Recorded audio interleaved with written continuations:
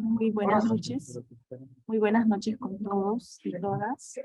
A nombre de la Secretaría de la Descentralización, del doctor Yuriche Monechea, les damos la más cordial bienvenida a las jornadas semanales denominadas Encuentros por la Descentralización, con el objeto de fortalecer el rol del Observatorio Nacional de la Descentralización. Saludamos la presencia virtual del doctor Benjamín Abelardo Moreno, presidente del instituto. En esta ocasión, como en todas las semanas, antes de dar inicio, pedimos a todos que puedan mantener sus audios apagados y también comunicarles que posteriormente se estará emitiendo una constancia de participación por la su asistencia al 100% de la jornada. El Observatorio Nacional de la Descentralización tiene como una de sus líneas de acción la investigación e innovación de y sobre la descentralización, siendo indispensable para la generación de conocimiento contar con los principales indicadores de ciencia, tecnología e innovación. Para abordar dicha materia con la autoridad de suficiencia, tenemos el gran honor de contar con la ponencia del doctor Benjamín Abelardo Moreno, presidente de Concitec. Para conocimiento de nuestro auditorio, el doctor Martí Corena es doctor en física por la Universidad de Grenoble, Francia. Es investigador en el Centro de Estudios Nucleares de la misma universidad, profesor de la Facultad de Ciencias de la Universidad Nacional de Ingeniería, presidente del Consejo Nacional de Ciencia y Tecnología, vicerrector de la Universidad Antonio Ruiz de Montoya, gerente académico de la Cooperación Latinoamericana de Redes Avanzadas, jefe de la Oficina de Evaluación de la Investigación y de la Oficina de Internacionalización de Investigación de la PUC, consultor para organismos nacionales e internacionales para proyectos de energía, medio ambiente y educación. Especialista en políticas de ciencia, tecnología e innovación, actualmente presidente del Consejo Nacional de Ciencia, Tecnología e Innovación Tecnológica, Concitec. Bienvenido, doctor Martí Corena, el auditorio es suyo. Muchísimas gracias, señorita Marina. Voy a hacer una presentación a nuestros invitados, a los invitados que asisten a este conversatorio organizado por la Dirección de Descentralización de la Presidencia del Consejo de Ministros.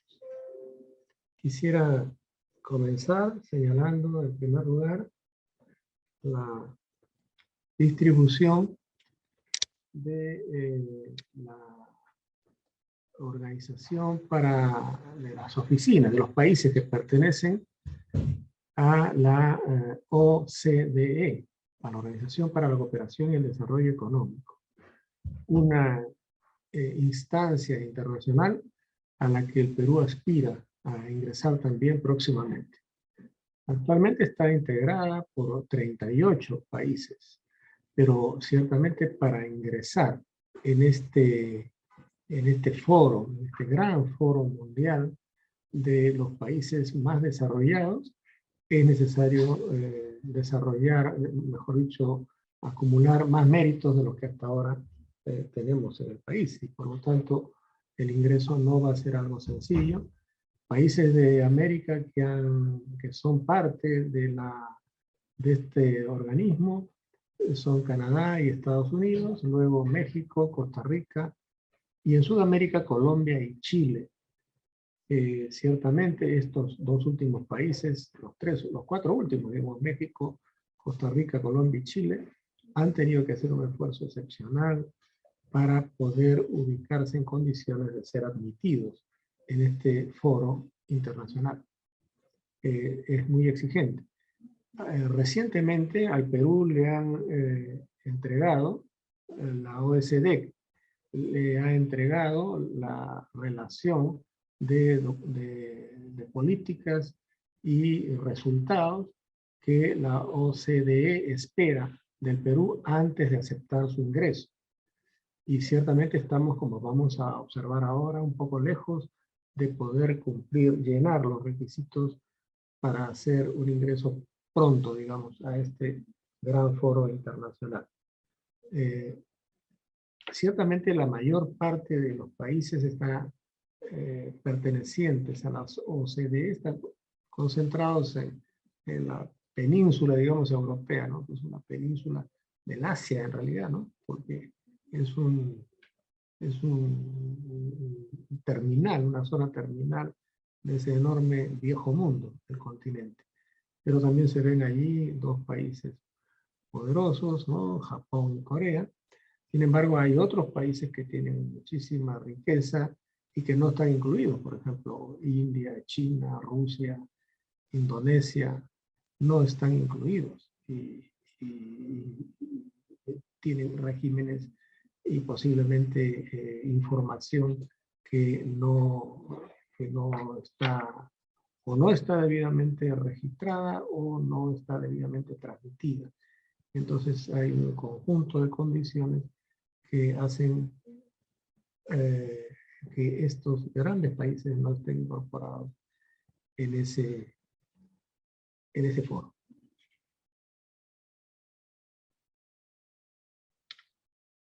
Aquí tenemos un gráfico de la inversión en investigación y desarrollo, o sea, investigación científica y desarrollo tecnológico, como porcentaje del Producto Interno Bruto de los países. En la zona de barras, en la parte baja del gráfico, pueden ver en un color celeste, el primer color, y las barras más altas corresponden a Brasil. Y va desde el año 2010 al 2020.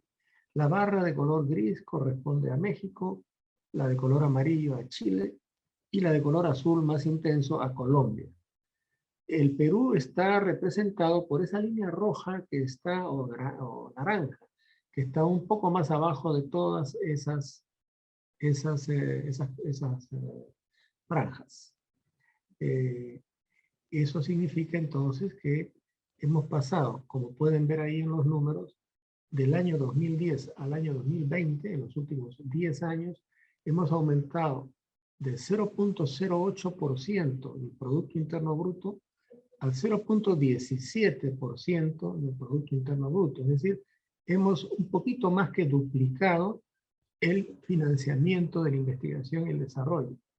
Y aún así, estamos por debajo de los demás países de la comunidad de la Alianza del Pacífico, que son los países de México, Chile y Colombia, además del Perú, pero el Perú está por debajo de esos otros tres países y está, a pesar de su incremento, está muy por debajo además del promedio latinoamericano, que es la línea verde que está un poco más arriba de las barras gris, amarilla y azul.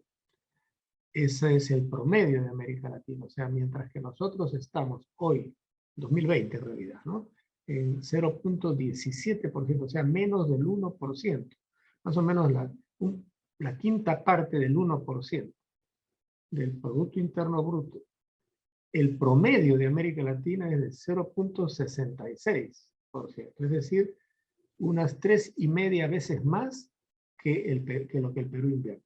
El promedio de América Latina. Y eso significa, por supuesto, una posición nada decorosa, ¿no es cierto? Es un país que no invierte en conocimiento, en creación de conocimiento, y por lo tanto se vuelve menos competitivo. Tenemos que desarrollar políticas y capacidades para investigar y para innovar. La línea más arriba, la línea azul que está más arriba, en la parte alta del gráfico, corresponde al promedio de los países de la OECD. Es decir, ellos están en 2.25%. El promedio en el año 2020, perdón, eso es el año 2010, en el año 2020 fue de 2.68% del Producto Interno Bruto. Si lo comparamos con 0.17, estamos más o menos unas 5 por unas 15 veces más por debajo del promedio de los países de la OECD, de la OCDE en realidad. Eso significa, por supuesto, que para ingresar deberíamos hacer esfuerzos mayores. Ciertamente en la OCDE hay países como Chile, o como Costa Rica, o como Colombia, que invierten bastante menos que ese promedio de la OCDE también. Pero el Perú es el que menos invierte entre los países que están indicados aquí. Y de hecho, yo diría que uno de los países que menos invierte en toda la América Latina. Solamente países como Honduras, tal vez Paraguay, 2 o 3 países podríamos considerar que están un poco por debajo del promedio, perdón, de lo que el Perú invierte, pero estamos bastante mal. Y este es un asunto que corresponde naturalmente a la política, al gobierno, pero también a todas las instituciones que constituyen, que forman parte del Sistema Nacional de Ciencia, Innovación y Tecnología. Paso a la siguiente lámina. En este gráfico se representa el número de investigadores por cada millón de habitantes de cada país representado. Y aquí están nuevamente Brasil en color celeste, México en color gris, Chile en color amarillo intenso y Colombia en color azul más intenso también. Y el Perú corresponde a esta línea verde de cuadraditos blancos. Este es a esta línea roja, a esta línea roja aquí abajo. Y solamente tenemos información desde el 2015. Y esta información del 2015 en realidad corresponde a los años 2013 y 2014. O 2014 y 2015, perdón. 2014 y 2015. Esta información. A partir de ese momento sí tenemos información continuada, sistemática, recogida, pero como ustedes pueden ver, hemos un poco más que duplicado el número de investigadores, o sea, por cada investigador que teníamos hace 7 años, hoy, en el 2020, teníamos, o sea, 5 años después, teníamos 2,5 veces más. O sea, hubo un esfuerzo muy grande que corresponde, por un lado, al incremento de presupuesto que ustedes han podido ver en el gráfico anterior, pero también corresponde a otros factores, como por ejemplo la ley universitaria, que permitió ordenar la actividad científica en las universidades y eliminar los programas que no tenían nivel de excelencia, en realidad ni siquiera nivel de excelencia, sino que estaba muy por debajo de ese nivel de excelencia. No eran programas competitivos ni dentro del país y mucho menos competitivos fuera del país. Por lo tanto, esos programas fueron eliminados por las propias universidades, que por supuesto entendieron que no podían continuar ofreciendo ese tipo de doctorados que no tenían una competitividad básica mínima, digamos, ¿no?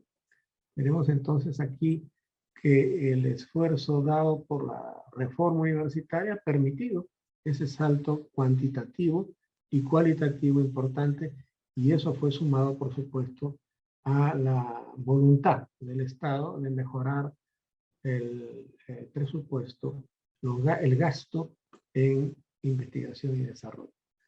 La línea verde que ustedes ven aquí un poco más arriba es el promedio de América Latina en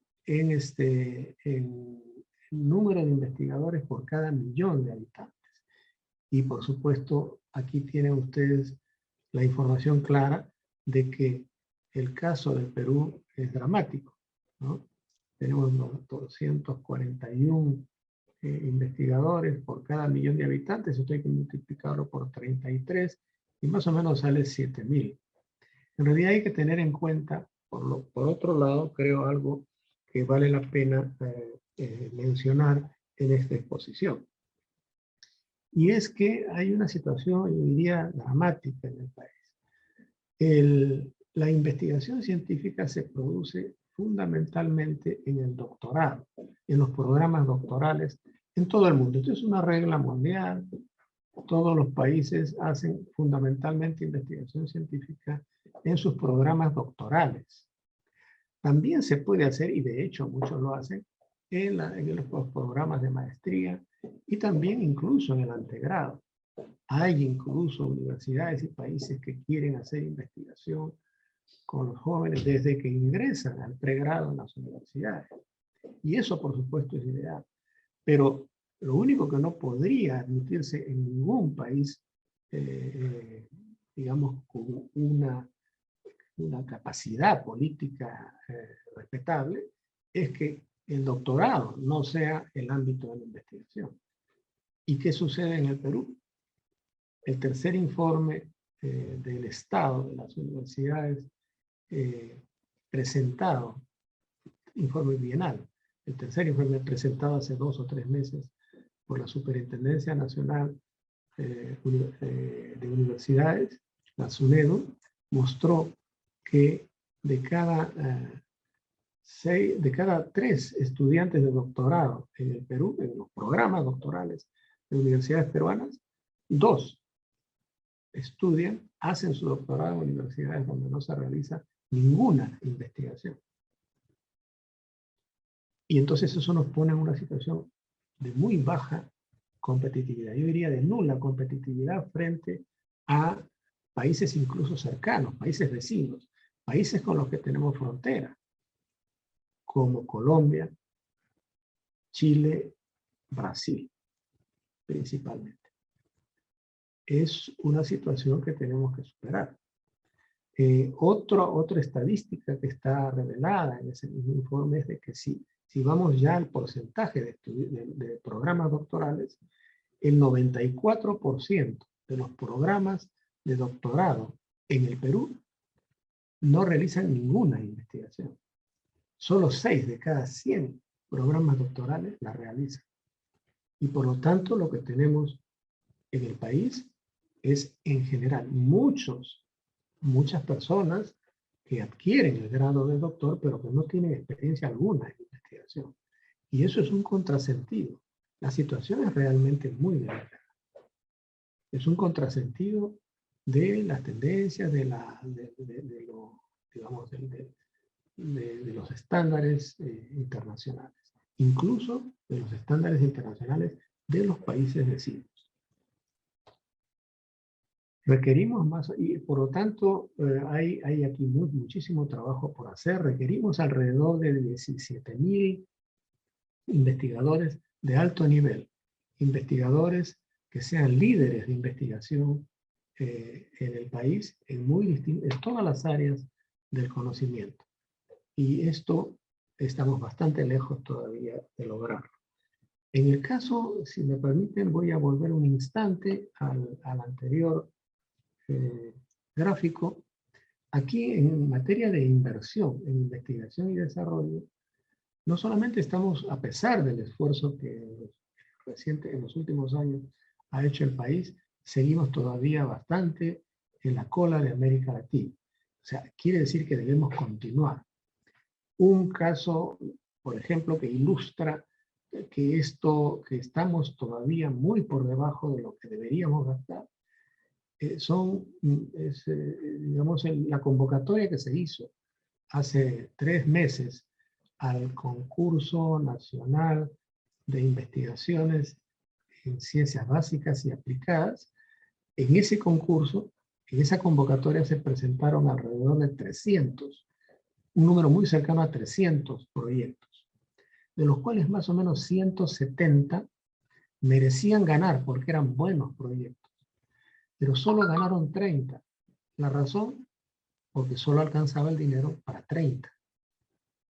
Quiere decir que el Perú todavía desaprovecha en gran medida la mayor parte de su capacidad intelectual, de su capacidad de producir nuevos conocimientos. Regreso bueno, quizás aquí todavía hay que decir algo importante. Entre los países cercanos, tanto Brasil como Argentina y Chile tienen lo que se denomina fondos soberanos. Es decir, y también lo tienen México y Costa Rica. Es decir, tienen fondos para los que ya no tienen que pedir nada al Estado. Mejor dicho, se crea un fondo y solamente se trabaja con los intereses de ese fondo, y esos intereses son suficientes para un desarrollo holgado de la investigación y el desarrollo tecnológico. Eso ha sido propuesto para el Perú también por la comisión consultiva nombrada el año pasado, en marzo o abril del año pasado por el gobierno, y ciertamente ha hecho la comisión consultiva un análisis detallado de cómo podría estructurarse ese fondo. ¿Sobre la base de qué? Ciertamente tendría que ser sobre la base de algunos ingresos bastante estables del Estado. Por ejemplo, el canon es una posibilidad, pero también una fracción del canon, digamos, pero también muy bien puede ser el de otro tipo de industrias y servicios y negocios públicos o privados, con los que se constituya un fondo soberano para el que ya no habría que estar solicitando constantemente y con un esfuerzo muy cuesta arriba al Estado cada año que se incremente un poco el presupuesto, cuando usualmente más bien la tendencia es a disminuir a veces y después compensarlo con préstamos de la banca internacional. Lo que quiero es, por supuesto, con estas informaciones y estos conceptos, estas opiniones, es darles a conocer los retos que tenemos por delante. Todo lo que estoy diciendo, por supuesto, está hay ya una conciencia pública, nacional, tanto en la sociedad civil como en los gobiernos, que saben que esto es así, que esta es la situación y que tenemos que incrementar nuestro esfuerzo en investigación y desarrollo. Muy bien. Tenemos entonces ahora este siguiente gráfico que nos representa el número de publicaciones por cada millón de habitantes. Y aquí nuevamente la línea roja corresponde al número de publicaciones en el Perú. El número de publicaciones por cada millón de habitantes. Es decir, aquí habían en el año 2010 40 publicaciones por cada millón de habitantes. Las publicaciones en realidad es la publicación en revistas prestigiosas internacionales de los resultados de las investigaciones que hacen los investigadores. En las instituciones específicas, que son fundamentalmente en el Perú, universidades, institutos públicos de investigación y en menor medida los centros de innovación tecnológica y las empresas. 40 publicaciones por millón de habitantes, mientras que el promedio de América Latina en el 2010 era de 150 publicaciones por millón de habitantes. Y el año 2020, 182, es decir, habíamos subido, perdón,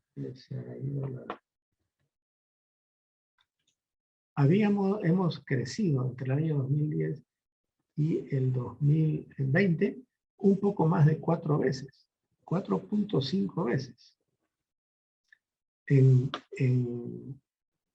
número de publicaciones, es decir, la densidad de publicaciones ha crecido, y eso se hace principalmente en universidades y en institutos públicos de investigación. Pero aún habiendo crecido, fíjense cuán lejos estamos del promedio de América Latina e inclusive de lo que producen países como Colombia, México y Chile. Y ciertamente aquí Brasil lleva siempre la delantera para América Latina, tiene muchísimas más, alrededor de 298 por cada millón de habitantes. Claro, Brasil es un país además que tiene 180 millones de habitantes. 198 millones de habitantes. Y la línea que podemos observar aquí arriba es el número de poblaciones por millón de habitantes en los países de la OCDE. Ciertamente parecería imposible llegar. Y sin embargo, no es imposible. Les puedo, simplemente para darles una idea de cómo se puede crecer, señalar en primer lugar que hemos crecido en relativamente poco tiempo 4.5 veces. Y ciertamente, si hubiera habido más atención, podríamos saturar esta curva y estar incluso acercándonos mucho al promedio de América Latina. Si se hubiera hecho un esfuerzo más serio, eso hubiera sido posible. Pero por otro lado, una buena parte de la producción, por ejemplo, en Brasil, corresponde a científicos peruanos que están allá, trabajan allá, ¿no? Ahora, por ejemplo, para darles una idea de la cantidad de peruanos que hay trabajando en Brasil, que son investigadores, si no, no los retendrían en Brasil, si no fueran líderes de investigación. Ese número es muy alto. Solo en la Universidad de Sao Paulo, que es una de las cientos, o 100, por lo menos 100, digamos, universidades de alto nivel en ese país, solamente en la de Sao Paulo, que es ciertamente una de las más importantes, hay 200 estudiantes peruanos de doctorado y el 80% de ellos normalmente se quedan allá. Y estas cifras vienen desde hace 30 años, de manera que hay un número muy importante de investigadores peruanos en Brasil. Entonces la producción de Brasil también se beneficia de la capacidad intelectual, científica, tecnológica de los científicos peruanos. De hecho, para ponerles un solo ejemplo, César Camacho, que fue estudiante en la Universidad Nacional de Ingeniería en Lima, mi contemporáneo en esa época, ha liderado la matemática en Brasil durante 30 años. Ha sido, digamos, el gran líder de la matemática brasileña durante 30 años. O sea, lo que nosotros perdemos por no respaldar por no apoyar, dar más valor y y expresarlo eso en financiamiento es mucho lo que perdemos. Esta es la situación casi abismal entre los países más avanzados. Nosotros tenemos una idea que creo que conviene señalar aquí. Es perfectamente posible tomar atajos en el desarrollo. No es indispensable que sigamos exactamente los pasos de ensayo y error que han seguido todos los demás países. Ni siquiera necesariamente tenemos que seguir la pauta de lo que han seguido los países vecinos un poco más exitosos que el nuestro. No tenemos que hacer eso. Primero tenemos que conocer bien a nuestro país para saber lo que debemos hacer, entender bien lo que resulta verdaderamente prioritario y pertinente hacer, los campos en los que tenemos que actuar para tener mayor presencia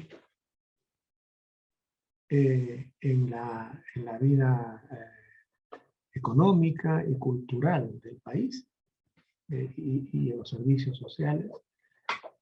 Todo esto es un reto muy importante. Quisiera ahora señalar otro cuadro que corresponde al número de solicitudes de patentes de residentes por cada millón de habitantes. El Perú tiene 33 millones de habitantes. Y aquí vemos otra vez la línea roja que sube de 1 a 4. Es decir, hemos cuadruplicado el número de patentes en los últimos 10 años. Y aún así, estamos muy por debajo de 12, que es 3 veces más el promedio de América Latina.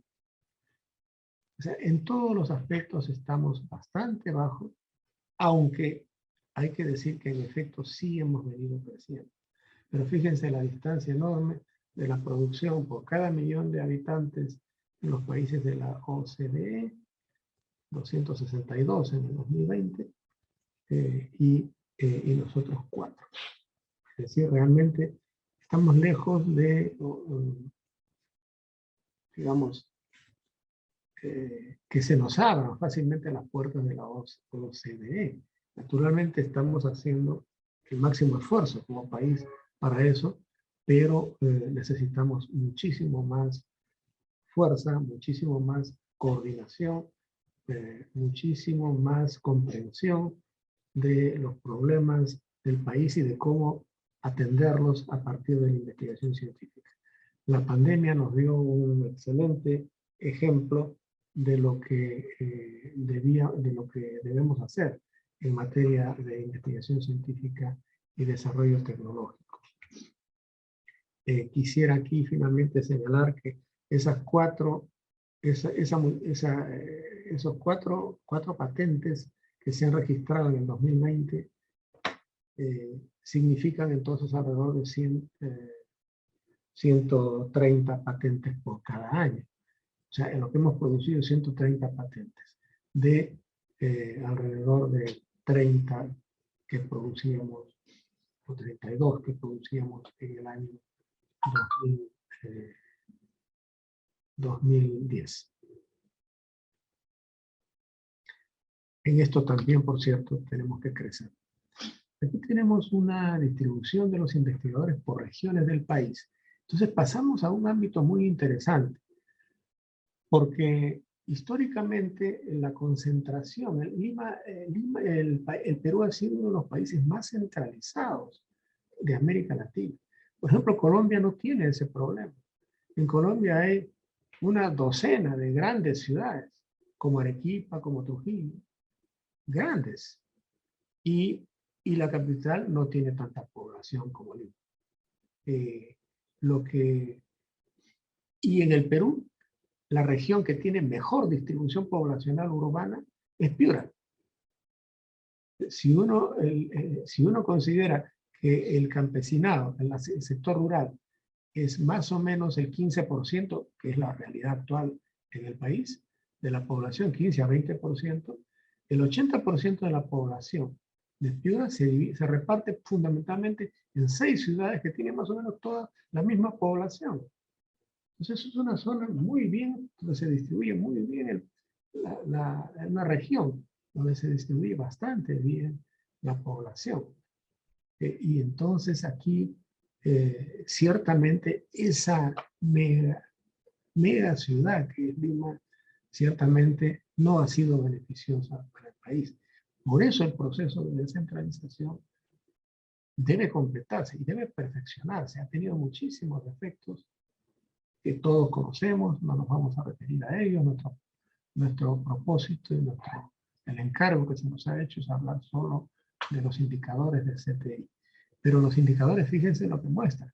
En 2016 el 56.7%, el 55.7% era de los investigadores estaban en la capital, en Lima.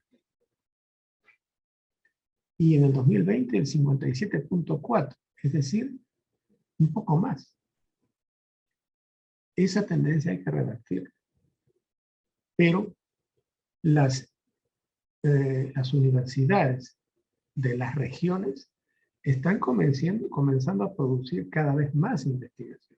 Ustedes pueden ver aquí, por ejemplo, que después de Lima y luego el Callao, la región de Arequipa es la que tiene mayor producción, mayor número de investigadores, también en sus universidades, públicas y privadas. Y luego vienen todas las demás regiones. Residentes fuera del Perú, hay también un gran número.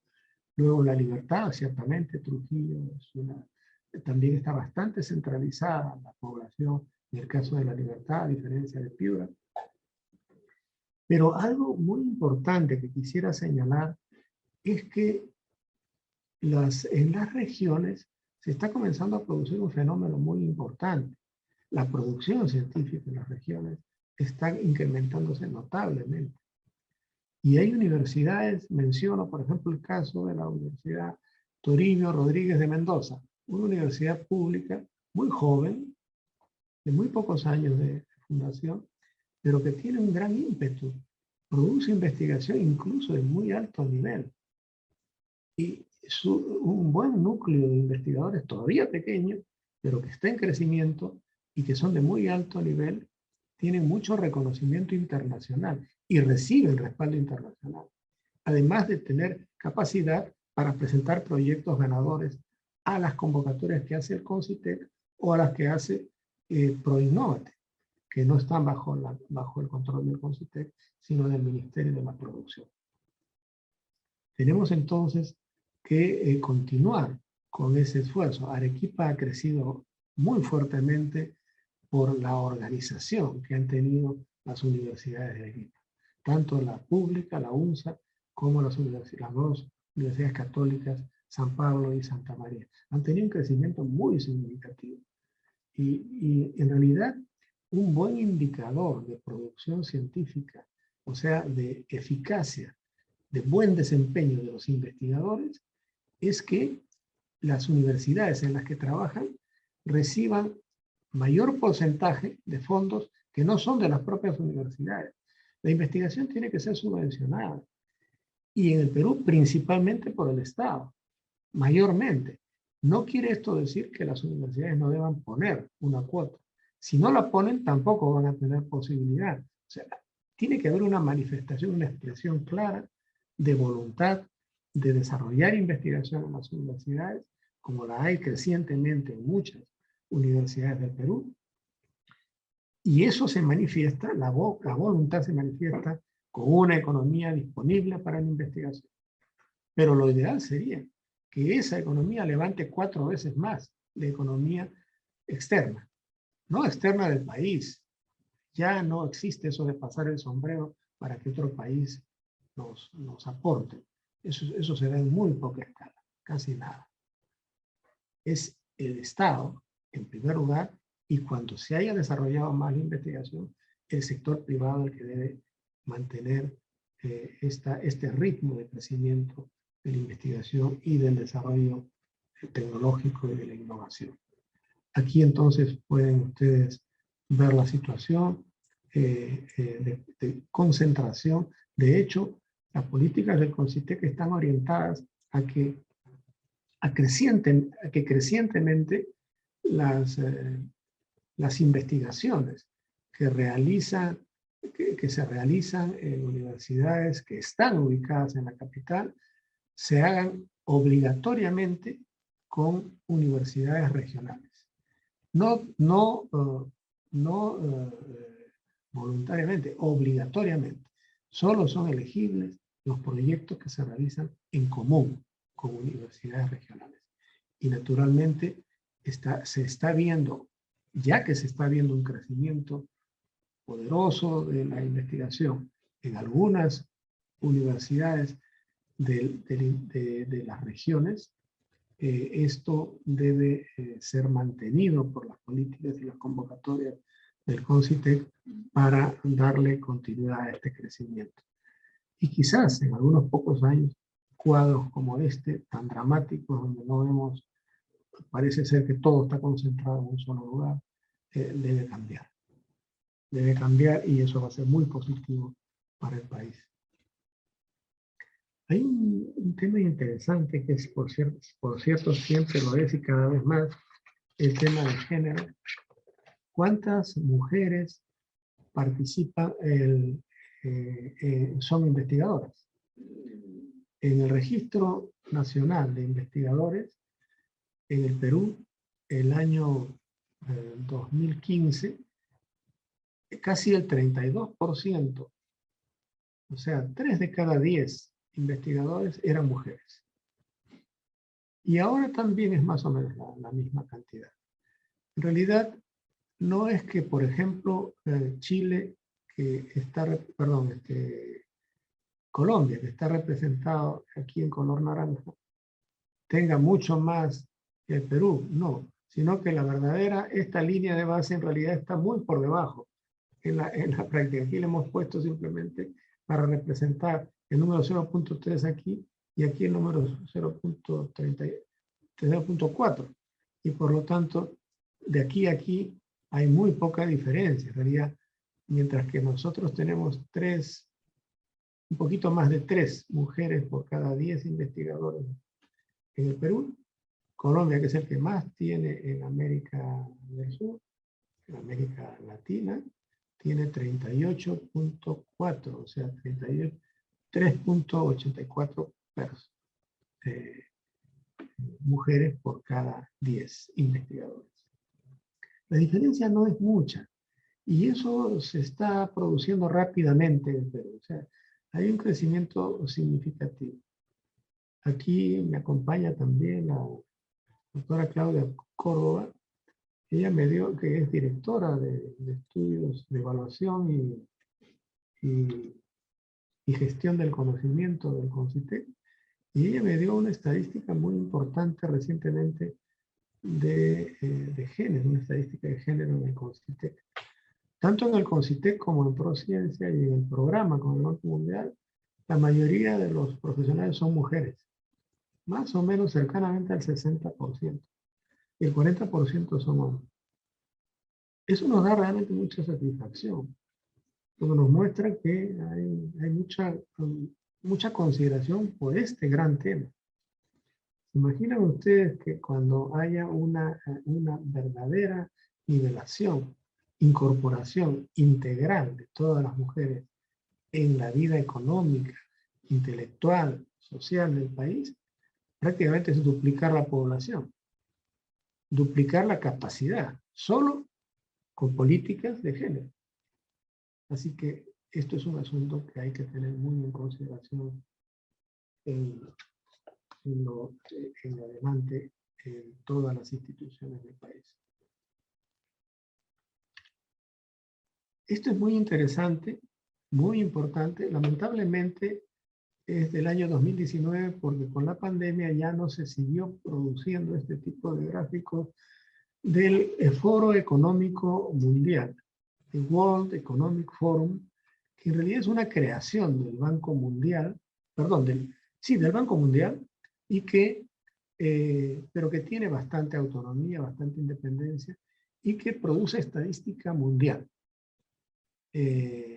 sobre desarrollo, la competitividad de los países. Competitividad, es decir, competitividad, por supuesto, representa la capacidad de un país de situarse en la economía mundial por encima de otros países. Eso es su competitividad. También, por supuesto, esa competitividad se puede referir a una sola empresa o a una región, ¿no? O a un país o a un conjunto de países, a un continente, etc. Pero el Foro Mundial de Global Competitiveness Report produce este documento donde, fíjense, lo que miden es 12 pilares. Consideran que hay 12 factores que son los que determinan la competitividad de los países. Esos factores son las instituciones, la calidad de las instituciones, sobre todo las que realizan investigación y desarrollo.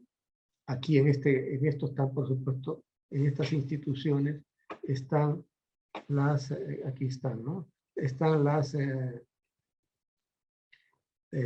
universidades, que es donde se produce fundamentalmente investigación en la actualidad, y los institutos públicos de investigación. El segundo pilar es de infraestructura, cómo está la infraestructura del país, infraestructura de carreteras, de aeropuertos, de puertos, de instalaciones, también, por ejemplo, la distribución de la infraestructura de salud, de educación, de seguridad frente a fenómenos naturales extremos, como terremotos, como niños extremos, como deslizamientos de tierra que se producen todos los años, como actividad volcánica que es muy fuerte en el sur peruano, o como, en fin, todos los grandes problemas que se producen por imprevisión sobre el desempeño de la naturaleza y la desorganización. Entonces, la infraestructura es un asunto fundamental. El otro pilar, el tercer pilar, es el de la adopción de ciencia, tecnología e innovación, es decir, la capacidad de adoptar productos científicos, tecnológicos, que están en la vitrina internacional. Por eso es adopción. Y que se adoptan o no se adoptan. Mientras más se adoptan, ciertamente, tenemos un pilar más fuerte de desempeño. Luego está la estabilidad macroeconómica, la salud pública, las habilidades. Esto significa, por supuesto, capacitación de personal. El mercado de productos y el mercado laboral. Luego, el sistema financiero, el tamaño del mercado, es decir, cuán grande es el mercado, dependiendo ciertamente de la población, entre otros factores, y de la capacidad adquisitiva de la población, porque el mercado también depende de eso. El dinamismo de los negocios y la capacidad de innovación.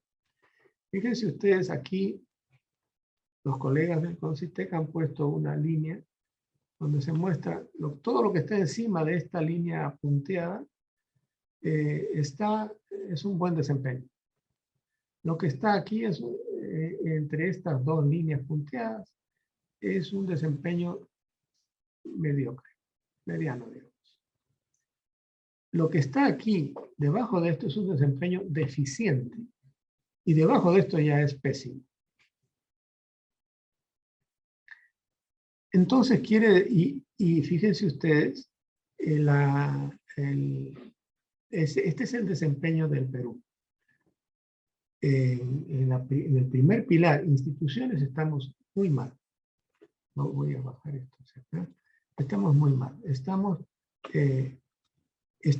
en el lado deficiente. Estamos entre los países, es uno de los países con instituciones menos buenas. Y cuando les digo esto, me refiero a lo que les comenté hace un momento. Tenemos universidades que califican bien, que forman buenos profesionales, algunas de ellas más que otros, pero no investigan mayormente. Entonces, las instituciones son frágiles, son instituciones débiles, no son competitivas internacionalmente. No vienen aquí, por ejemplo, estudiantes extranjeros que sí van a Chile, a Uruguay, a Colombia, a Brasil, a Argentina. Muchos estudiantes extranjeros tienen. Acá no hay estudiantes extranjeros porque los doctorados no son competitivos.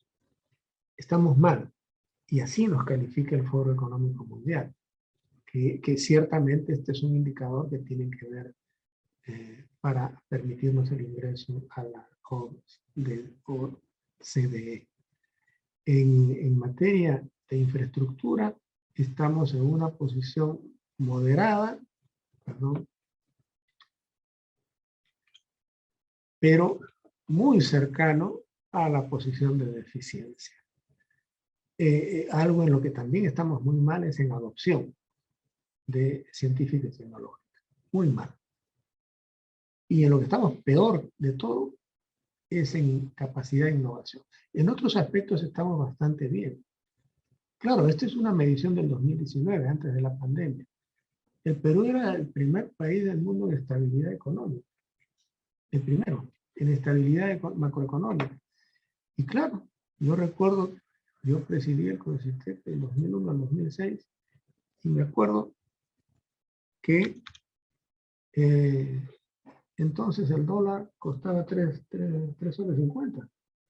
Y ahora sigue costando un poquito más que eso. Hasta hace poco costó 3,50 dólares. Hasta hace 2 años. O sea, durante 20 años hemos estado bastante bien en estabilidad macroeconómica. Y el otro aspecto era salud. Ahora, después de la pandemia, quizá ya hayamos bajado. Quizá ya estemos bastante por debajo de esto.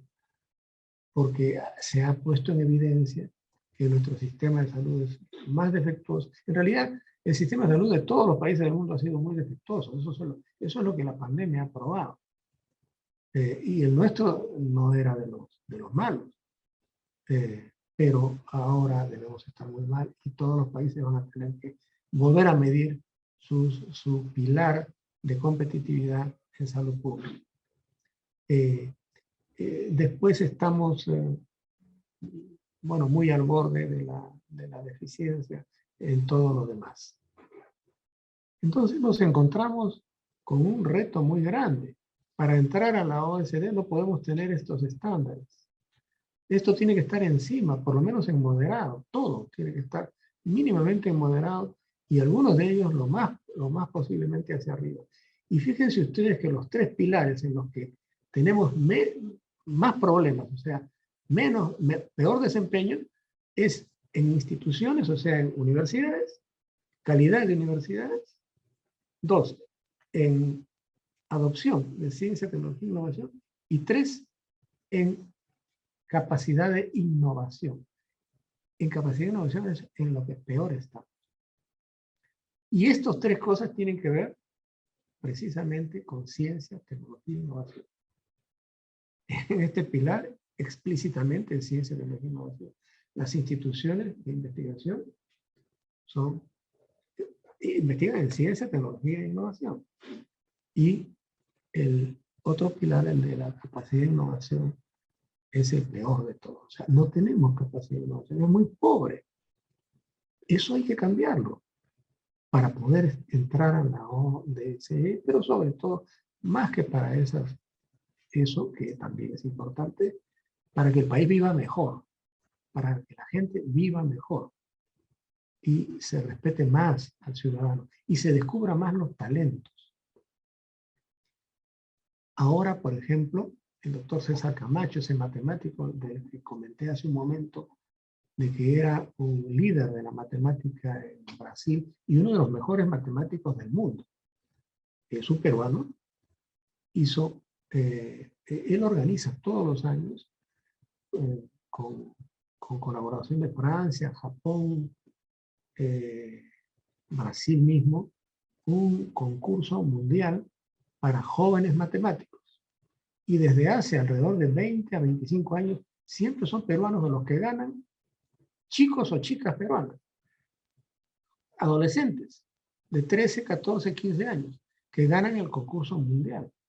Y están por encima de Brasil casi siempre, y muchas veces encima hasta de Estados Unidos. La capacidad de nuestros jóvenes es idéntica a la de cualquier país del mundo. Y piensen ustedes, con la pobreza que hay en el país, ¿cuántos campesinos que terminan su vida como analfabetos, es bastante común eso, podría tener una genialidad que nunca se descubrió, porque nunca hubo oportunidad para ello? Por eso cuando les digo que hemos tenido 300 proyectos, de los cuales 170 merecían ganar, pero solo ganaron 30 porque esa era toda la plata que había para esa convocatoria, quiere decir que estamos desperdiciando nuestra capacidad e ignorando lo que tenemos. No sabemos lo que tenemos porque no invertimos para conocerlo. Esta es una realidad dramática y creo que era necesario exponerla aquí. Esto ya estamos terminando. Esto es la posición del Perú en los pilares. Bueno, simplemente señalar, por ejemplo, aquí en el año 2019, digamos que es el más cercano de los que están acá, estábamos en la posición, en promedio 65, en 341 países. Pero fíjense, en innovación estábamos en la posición 90 en 341 países. Es nada decoroso. Estamos en la posición 97 de 141 países. Una posición muy, muy desmerecida, ¿no? Y manteníamos, sin embargo, hasta el 2019 esta posición de estabilidad macroeconómica. Ahora ya no muy probablemente ya no estamos en esta posición, pero seguramente todavía seguimos bien considerados en este punto. Bueno, eso es lo que quería comentarles. Aquí hay una distribución de la producción científica por universidades del país. Aquí en realidad hemos puesto solamente 32 universidades, las 32 que más producen, pero hay 95 universidades en el Perú, entre privadas y públicas, más o menos la misma cantidad de privadas que de públicas. 45, 46 públicas y 47 privadas, algo así. Entonces, esta es la distribución. Quienes más producen por año y en qué posición están, ¿no? San Marcos está primero, la Pontificia Universidad Católica luego, la Universidad Cayetano Heredia, etcétera, la Universidad Peruana de Ciencias Aplicadas. Aquí está en quinto lugar la San Agustín de Arequipa, pues la Agraria, la Universidad de Ingeniería y muchas otras más. Eso es lo que quería comentarles en relación a indicadores, y no sé cómo volver hasta la imagen mayor. Esto. Muchísimas gracias, doctor Martí-Corena, por su excelente participación. Realmente nos ha dado un gran desafío, un reto a nivel nacional, mucho más a nosotros como Secretaría de Descentralización, que estamos promoviendo justamente la articulación del observatorio con la academia, ¿no? Hace poco existe el compromiso de 5 universidades para incorporar dentro de sus iniciativas de investigación, estudios de posgrado y pregrado, investigaciones sobre descentralización, que son pocas aún, ¿no? Hemos mapeado y son escasísimas, y las que hay todavía no las tienen claras. Creo que este es un buen espacio, y lo que esperamos es que la universidad, la academia, se una con nosotros, y que puede ser un buen tema de trabajo a nivel nacional. Entonces, muchísimas gracias, doctor Martí-Corena, por su presentación. Hay una pregunta que quisiera compartir con usted, por favor, y dice que si, en su opinión, considera que se deben mejorar las políticas de incentivos a la investigación en las universidades. ¿Cree que realmente se puede avanzar en la investigación cuando en las universidades públicas a los docentes le amontonan de cursos, y además a los colegas contratados solo le pagan por ciclo, dejando de lado sus derechos? Eso dicen los participantes. Mucho gusto. La respuesta en realidad la di durante mi presentación. Lo ideal es que, digamos, es un indicador muy positivo el que una universidad que investiga lo haga no con su propio dinero, o sea, muy parcialmente, mínimamente con su propio dinero, porque tiene que invertir también, pero que en realidad lo que logra es mucho más de lo que le puede dar el CONCITEC o ProInnovate o cualquier otro fondo, fundamentalmente público, estatal, porque son los que más invierten en los países en desarrollo como el Perú. Cuando el país esté más desarrollado, sin duda, será el sector privado el que vaya creciendo en sus aportes.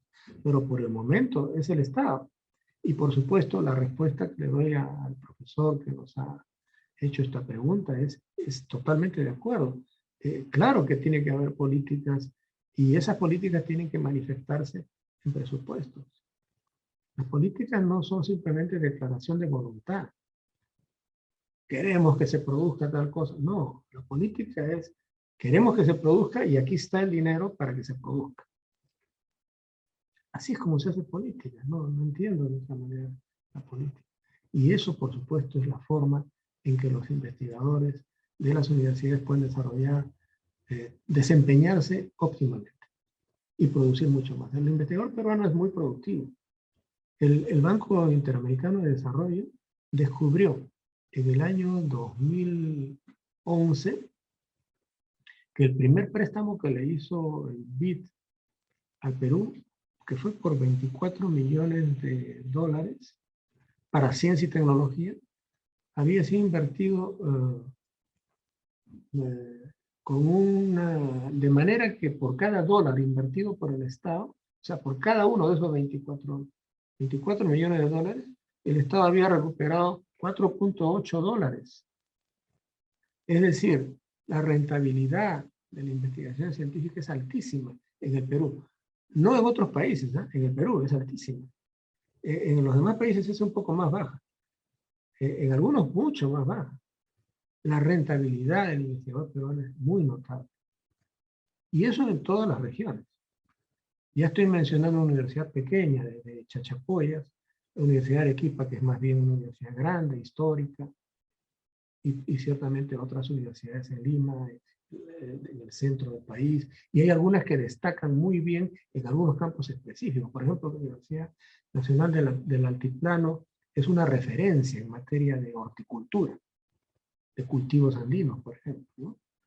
Y así cada universidad tiene digamos, prioridades. Aquellas aquellas áreas en las que se desempeñan mucho mejor, y eso tanto en privadas como en públicas. No es que una universidad en total sea siempre o muy buena, o muy mala, o mediana, no.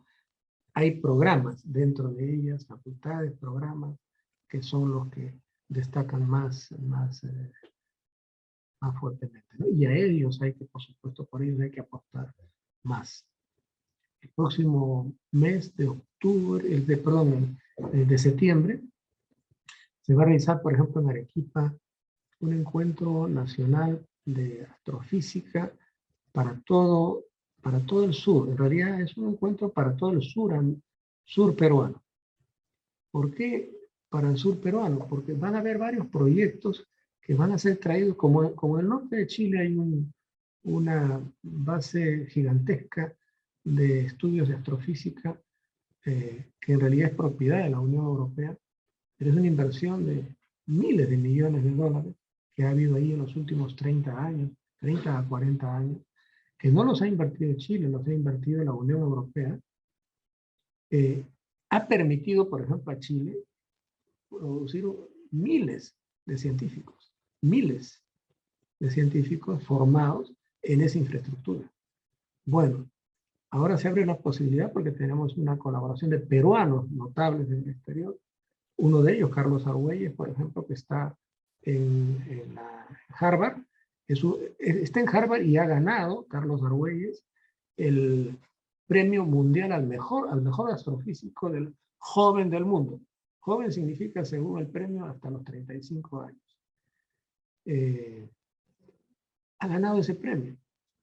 Y otro que es Romero Wolf, no recuerdo su primer nombre, Romero Wolf es su apellido, está en la NASA, también está en la reunión esta y tiene proyectos en Arequipa.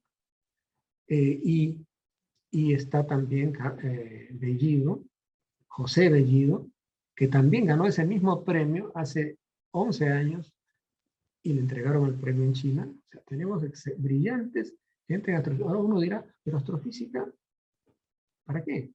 Astrofísica es el estudio de los astros, ¿no? Bueno, todo eso nos conduce a muchas cosas de importancia industrial hoy. Todo lo que se hace en la industria fuerte, avances, innovaciones importantes, se hace con interacción de partículas con la materia. De radiación con la materia. Y eso es astrofísica. O sea, los estudiosos de astrofísica tienen esa capacidad de construir sus propios equipamientos. Además, manejan grandes bases de datos con lo que los astrofísicos pueden manejar computadoras de alto perfil. 3 de los 50 astrofísicos peruanos que se formaron en el Fermilab de Chicago, en Estados Unidos, 3 de ellos son los que manejan las computadoras del Banco Internacional del Perú, del Interbank, ¿no? Ellos manejan, porque es una masa de datos tan enorme que solamente los que tienen esa experiencia pueden hacerlo. Y son astrofísicos, ¿no? Los industriales, las aplicaciones médicas, todas las aplicaciones médicas, tanto de diagnóstico como de terapia, se hacen por interacción de radiación con la materia biológica, ¿no? Resonancia magnética, rayos X y también ultrasonido, que es otro tipo de técnica, en fin, todo, y por lo tanto un polo de desarrollo de la astrofísica en Arequipa, pero que se extienda a Puno, donde se está haciendo una investigación muy interesante con Francia, con el Instituto de Grenoble, el tecnológico, el Instituto Politécnico de Grenoble, y con la Universidad Católica de Lima, están haciendo los puneños una investigación del desempeño de los chips electrónicos en la altura geográfica, a 4.500 metros de altura. Los puneños pueden subir rápidamente a 4.500. Y entonces, allí se hace el estudio del desempeño, y ciertamente el desempeño es mucho menor que en el nivel del mar. Es decir, eso hace que la industria de los chips tenga que modificarse muy rápidamente para que pueda tener un desempeño adecuado en lugares de altura, y sobre todo lugares de altura más allá de la atmósfera, en los satélites artificiales y en los viajes también que se están previendo en la NASA y en otros países, ¿no? China también está dispuesta a hacerlo, ciertamente. Entonces, lo que quiero decir es de que no debe sonar como algo muy lejano lo de la astrofísica. En general, la ciencia nos invita y nos permite abrir muchas otras puertas. Una vez que se forman los especialistas, esos miles de científicos que se formaron en los equipamientos de astronomía en Chile, esos miles de científicos, habrán 30 o 40 que se han quedado en astronomía, los demás se han ido a las industrias y a todas la banca, a todos los que manejan grandes datos, a los institutos nacionales de estadística, a los que trabajan con biomatemáticas, que tienen que registrar miles de millones de datos sobre los códigos genéticos. Entonces, todo eso lo saben hacer los astrofísicos. Hay que tener muy en cuenta que cuando se habla de ciencia básica es una apuesta por el bienestar de la gente, porque todo eso va a servir y es un asunto estratégico. Tenemos que apostar a tiempo. No tenemos que esperar que pase el tiempo y que nos sigan superando cada vez más y nosotros quedarnos en una posición muy rezagada.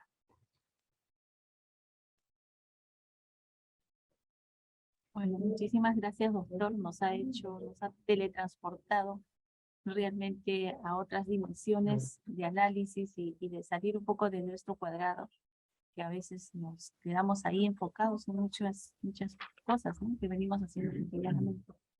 Pero realmente la ciencia, el conocimiento es mucho más grande que el universo, ¿no?